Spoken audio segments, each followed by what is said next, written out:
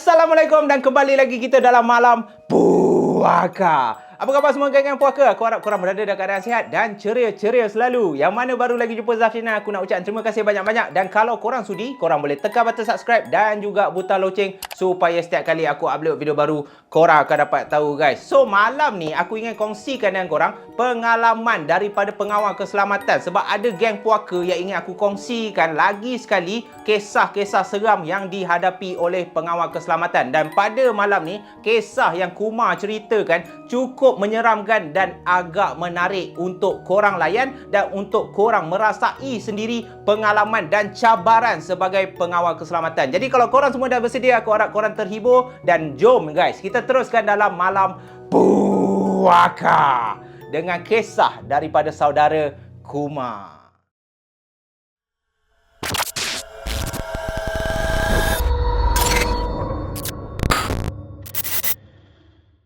Kumar merupakan nama gelaran. Nama sebenar Kumar adalah Kumarudin bin Abdul Ali. Dia merupakan seorang pesara askar dan mempunyai pengalaman hampir 20 tahun lebih sebagai seorang askar. Dan bila kita bercakap pasal askar ni, askar mempunyai satu jiwa yang berani, satu jiwa yang besar, sanggup berkorban, sanggup mempertaruhkan nyawa semata-mata untuk mempertahankan ibu negara yang tercinta iaitu Malaysia. Dan seperti askar-askar lain, mereka ada jati diri, mereka ada moto kehidupan mereka sendiri. Biar putih tulang, jangan putih mata. Biarlah kita mati demi mempertahankan negara daripada engkau mati pergi kelab menari-nari lepas tu kau mati lagi sia-sia. Itulah pendirian hidup Kumar. Better lah aku muda-muda ni, aku korbankan tenaga aku untuk menyelamatkan negara daripada ancaman-ancaman musuh. Kalau dah ada pengalaman hampir 20 tahun lebih menjadi seorang askar ni, korang ingat senang ke? Kemungkinan korang fikir lagi-lagi pula selepas dah merdeka ni, alah askar masuk hutan nak perang apa? Mana ada Jepun, mana ada komunis, British nak attack dah. Itu yang korang silap. Sebab dalam hutan, selain daripada musuh, selain daripada ancaman daripada manusia-manusia ni, yang lagi bahaya adalah ancaman daripada binatang-binatang buas seperti ular sawa yang melingkar. Bila Kumar tidur malam-malam dalam hutan tu, dia melingkar atas pokok. Kadang-kadang Kumar pernah jumpa juga beruang cuba serang dia. Dan yang paling menyeramkan sebagai orang yang duduk dalam hutan adalah serangan daripada Pak Belang, ataupun aku boleh cakap harimau Malaya yang berbelang hitam putih, hitam putih bukan, hitam putih panda, yang berbelang hitam kuning tu. Diceritakan oleh Kumar sewaktu dia menjadi seorang askar tu, waktu dia tengah tidur tu, tiba-tiba sebaik saja dia buka mata, dia boleh nampak harimau belang ni, Pak Belang ni tengah tengok dia tidur macam tu. Tetapi disebabkan pengalaman, orang cakap nak hidup dalam hutan ni, engkau kenalah belajar ilmu. Kau tak boleh kosong, kau tak boleh tak ada ilmu di dada. Jadi setiap kali berhadapan dengan binatang buas, Kumar akan bacakan satu mantra. Dan mantra dia, ni bahaya sikit, korang dengarkan mantra dia. Mantra dia berbunyi lebih kurang macam ni. Hirkesani, mengalirlah di kau, menjadi raksa, mengisi belikat punggungku. Mantra semerah padi. Itulah mantra yang setiap kali Kumar dendangkan ataupun Kumar cakap kepada binatang buas akan lentok, akan terus daripada harimau tu terus macam kucing. Kumar ni boleh belai-belai pula lagi. Itulah yang digunakan oleh Kumar yang mempunyai satu pendirian, aku tak takut selain daripada Maha Pencipta.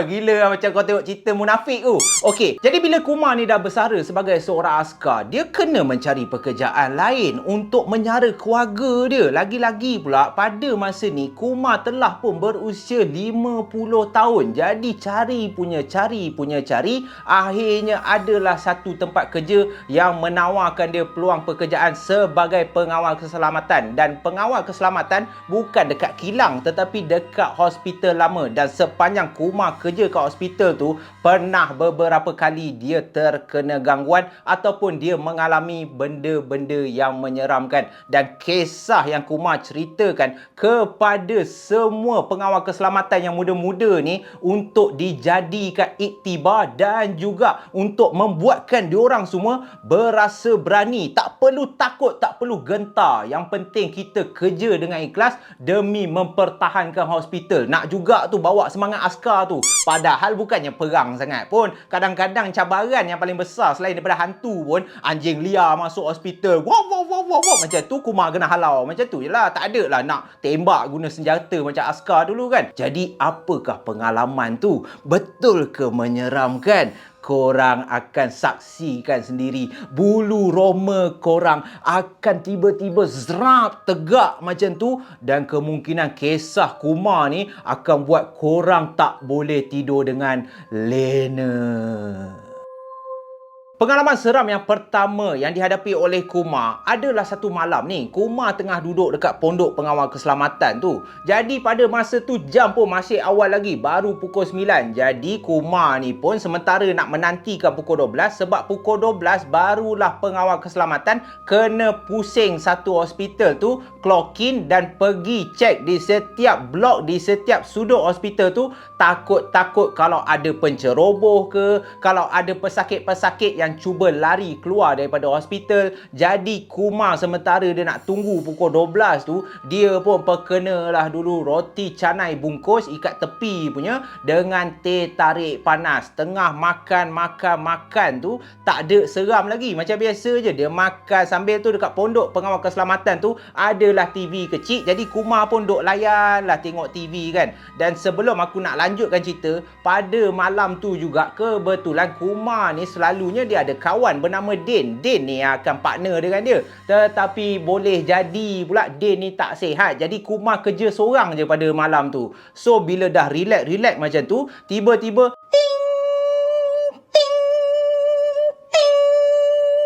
jam pun telah menunjukkan pukul 12 malam kau. Jadi Kumar pun dengan dah bersiap-siap beruniform, dia pun keluar daripada pondok keselamatan tu, pergilah berjalan daripada blok A ke blok B, daripada blok B ke blok D, daripada blok D ke blok E. Banyak betul dia punya blok kat situ. Kenapa aku macam termiss blok C? Okey, aku start balik. Daripada blok A ke blok B, daripada blok B ke blok C, daripada blok C ke blok D. Jadi bila dia dah rounding tu, pada awalnya okey. Selain daripada Rio Hospital tu ada pesakit yang tak tahan lah bila doktor cocok jarum, ada pesakit yang menjerit-jerit. Itu sudah menjadi kebiasaan dah bagi diri si Kumar ni. Tetapi sebaik saja dia sampai di blok D tu, dikatakan rumah mayat betul-betul terletak bersebelahan sahaja dengan blok D tu. Dan waktu tu Kumar tengah berjalan seorang diri sambil memegang lampu suluh. Dia menyuluh ke kiri ke kanan, ke kiri ke kanan.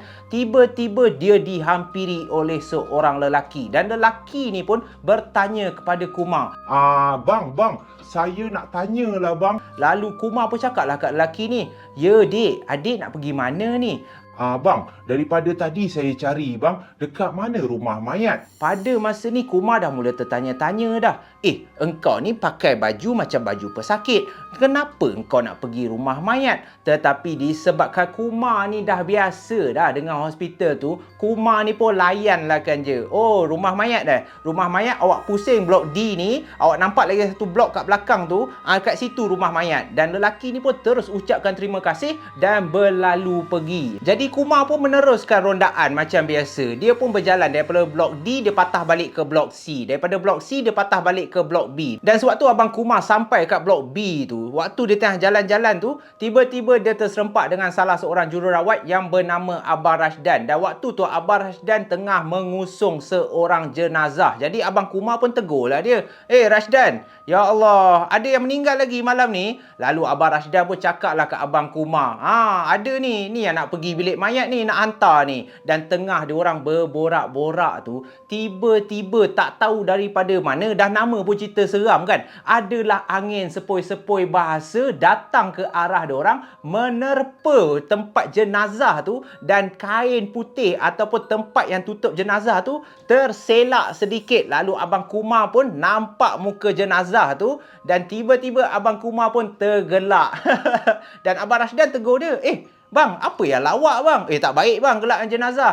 Tak adalah Rashdan. Kau nak tahu tak cerita yang best dia apa? Jenazah ni tadi, inilah orang yang meninggal ni, baru je tegur aku tadi, tanya dekat mana rumah mayat. Dan bila Abang Rashdan dengar macam tu, Abang Rashdan pun teruslah tegur Abang Kumar. Hui, biar betul bang. Wah, abang dah jumpa dia dulu Lama, level abang bukan biasa-biasa lah bang. Okey lah bang, saya pun nak kena gerak ni. Saya nak cepat ni. Lagi banyak ni, ada 2-3 lagi jenazah yang saya nak kena bawa ke rumah mayat ni. So, Abang Rashdan pun meminta diri. Abang Kumar pun mulakan balik rondaan dia untuk kali yang terakhir, pergi ke Blok A. Dan dalam perjalanan dia nak balik semula ke Pondok Keselamatan, tiba-tiba daripada jauh dia ternampak lagi sekali, dia terserempak dengan Abang Rashdan ni. Lalu Kumar pun tegurlah Abang Rashdan. Rashdan, woi, cepat betul. Aku baru je daripada Blok B pusing ke Blok A.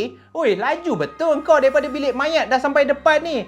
Dan yang peliknya, muka Abang Rashdan seakan macam kebingungan kau. Lalu Abang Rashdan pun tanyalah Abang Kumar, bang, apa yang abang merepek ni? Rumah mayat apa ni? Dan Abang Kumar pun cakap lah, bukan tadi engkau yang tegur aku nak hantar mayat ke? Bukan tadi kau cakap ada orang meninggal ke? Dan Abang Rashdan cakap tak, Abang Kumar, apa abang merepek bang? Ya Allah, saya daripada Blok A ni. Saya malam ni terpaksa gantikan Sheila. Sheila pun tak sihat juga. Saya terpaksa jaga seorang pesakit tu. Kritikal lah tu. Tak tahulah bila mati tu.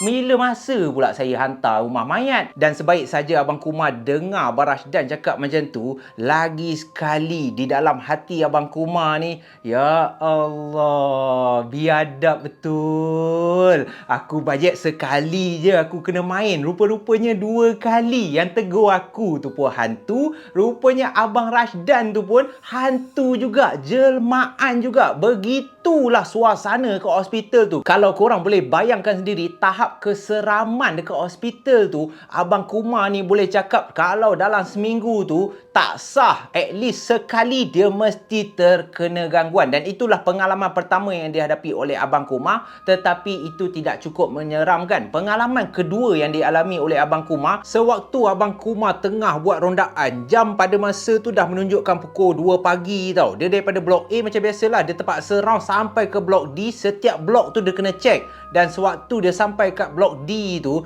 tiba-tiba dia rasa nak terkucil. Lalu Abang Kumar pun cakap lah seorang diri, alah, time ni pula nak kencing. Tak boleh jadi ni. Tak tahan dah ni. Dah hujung-hujung dah, Abang Kumar cakap kan. Lalu dia bergegas pergi ke tandas dekat Blok C. Sebab tandas Blok C tu je yang pengawal keselamatan boleh guna. Sebab itu hanya untuk pelanggan, bukan pelanggan. Hanya untuk pelawat. Kalau pesakit dia dekat Blok A dengan Blok B saja. Lalu Abang Kumar pun lari cepat-cepat masuk dalam tandas kat Blok C tu. Lalu dia pun tengah kencing. Bila dia dah kencing tu, sewaktu kencing tu lah tiba-tiba perut pula memulas. Lalu Abang Kumar pun, aduh, makan kari banyak sangat ni. Selalu setiap malam masih makan roti canai je kan. So Abang Kumar pun tanggalkan seluar dia. Tak payahlah aku cerita detail lah kan. Dia duduk lah kat lubang tandas tu. Dia pun lepaskan hajat dia. Dan waktu dia lepaskan hajat tu guys, tiba-tiba Abang Kumar terdengar tau bunyi tapak kaki. So bila dia dengar bunyi tapak kaki, Abang Kumar ni dah pelik dah.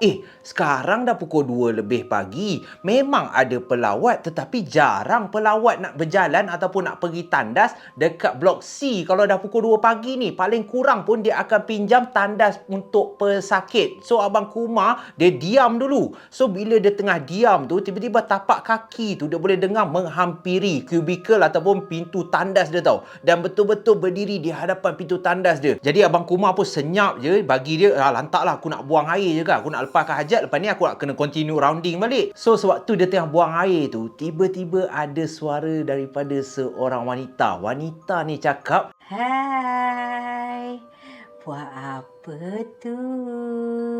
So bila Abang Kumar dengar suara perempuan, Abang Kumar terus jerit lah sebab dah nama pun pesara askar lagi pula pengawal keselamatan kan. So dia jerit lah dekat perempuan tu. Ma'am, cik, ini tandas laki ya, tandas laki. Tandas perempuan sebelah ya. Saya laki tau, pergi tandas sebelah. Tak boleh masuk, perempuan tak boleh masuk sini. Dan lagi sekali suara perempuan tu tergelak. Saya tahu.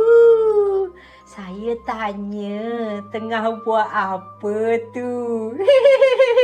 Suara tu tiba-tiba gelak macam tu. So Abang Kumar dah tahu dah. Ya Allah. Tapi nak cakap ya Allah tak boleh kan. Nak baca Quran pun tak boleh. Kau dalam tandas kot. Lalu Abang Kumar pun dia tak ada takut pun. Tetapi dalam hati dia bacalah apa yang dia tahu. Dan dia beranikan diri dia. Dia tegur. Sekarang ni engkau jangan ganggu aku.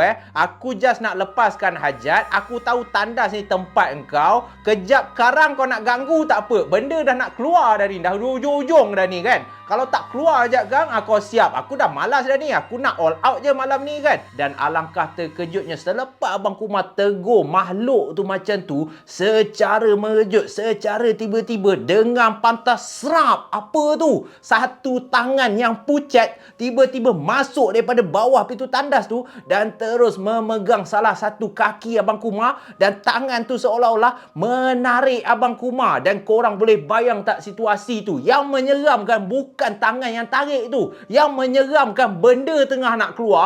Tetapi Abang Kumar terpaksa pegang tandas tu sebab kaki dia ditarik tau. Lalu Abang Kumar pun berkali-kali menjerit. Weh, ni biadab ni.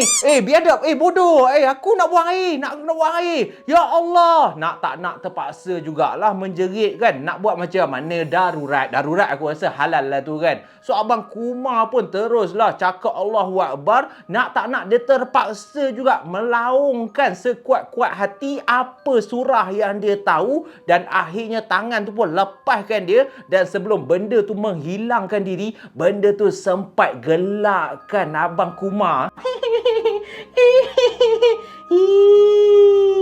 Berak tak masuk. Berak tak masuk.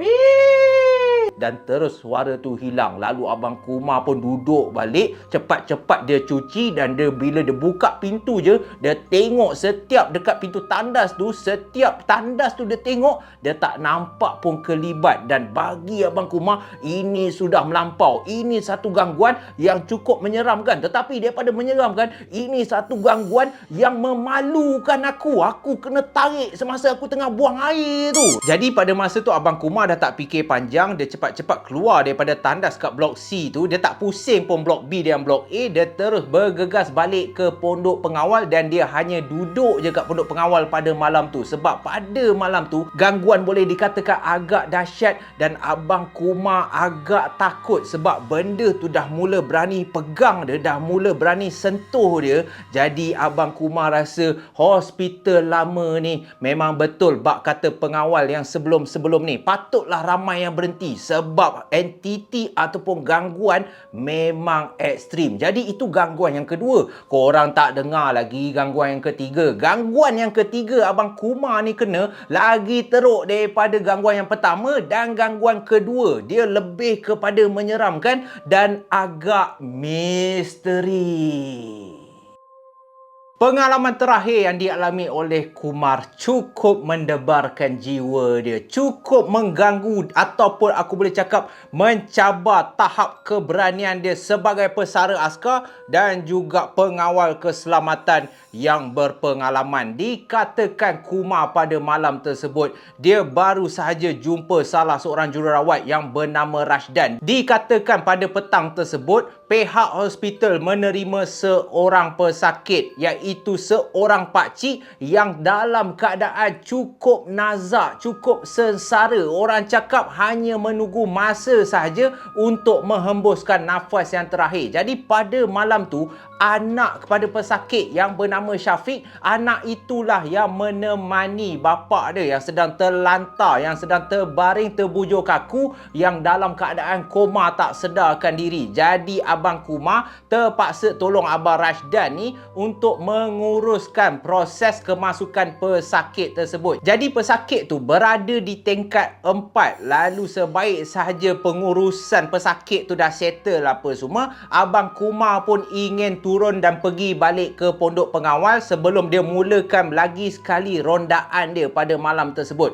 Tetapi semasa dia tekan lift di tingkat nombor 4 untuk turun ke bahagian bawah, punya lama dia tunggu. Lift tu tak naik-naik pun. Dia berada di tingkat 1 je. Lalu Abang Kumar pun rasa, apa hal lah malam ni lift nak buat hal pula. Alamak, nasib baiklah aku ni pengawal keselamatan kan. Tak apalah, aku turun ikut tangga lah. Lalu Abang Kumar pun ikutlah tangga emergency tu. Ada dekat tepi lift tu. Abang Kumar pun ikutlah, turunlah tangga tu. Pada awalnya tak ada apa-apa pun. Tetapi selepas hampir 20 minit, Abang Kumar dah mula rasa pelik dah. Kenapa aku turun padahal tingkat 4 je pun? Paling lama pun 20 minit lah. Kalau tak pun 15 minit je, aku dah sampai kat tingkat 1 dah. Tetapi seakan-akan dia asyik berpusing je. Dia tak habis-habis. Turun.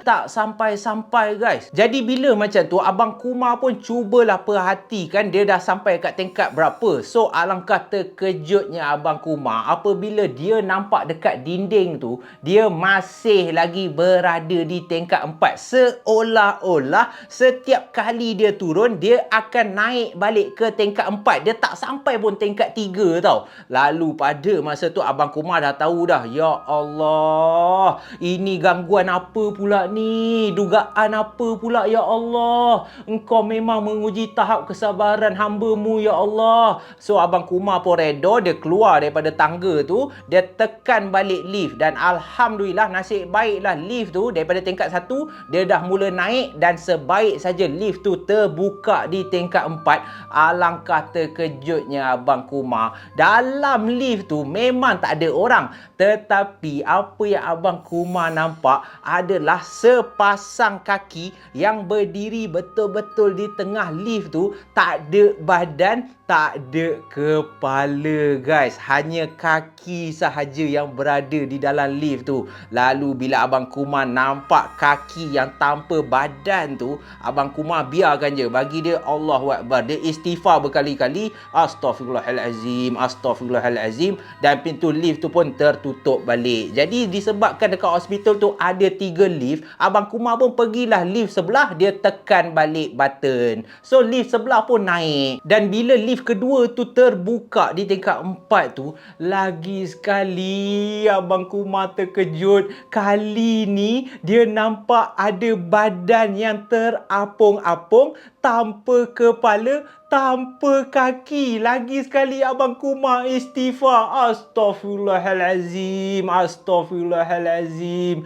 Ya Allah, gangguan apa ni ya Allah? Lift tadi kaki, lift yang ni badan. Allahu Akbar. Jadi lift kedua tu pun tertutup balik. So pada masa ni Abang Kumar fikirkan, aku nak je duduk dekat tingkat 4 ni sampai esok pagi. Tapi tak boleh lah sebab aku ni bertugas. Aku ni cari makan. Pekerjaan aku halal. Takkan aku nak curi tulang kan? Lalu Abang Kumar pun tawakal je lah. Dia pergi tekan lift yang nombor 3 pula. Sama juga. Lift tu pun naik. So sebelum lift tu terbuka, Abang Kumar dah jaga-jaga dah. Dia dah standby dah. So bila lift tu terbuka, barulah lega hati Abang Kumar. Sebab dalam lift tu tak sama macam lift pertama dan lift kedua. Dia nampak lift tu kosong je. Dia sempatlah tengok sekeliling. Dalam lift tu kosong. Baru Abang Kumar masuk. Jadi bila dia tekan button nombor 1, daripada tingkat 4 tu, lift tu dah mula turun tau. Ting! Tingkat nombor 3. Ting! Tingkat nombor 2. Ting!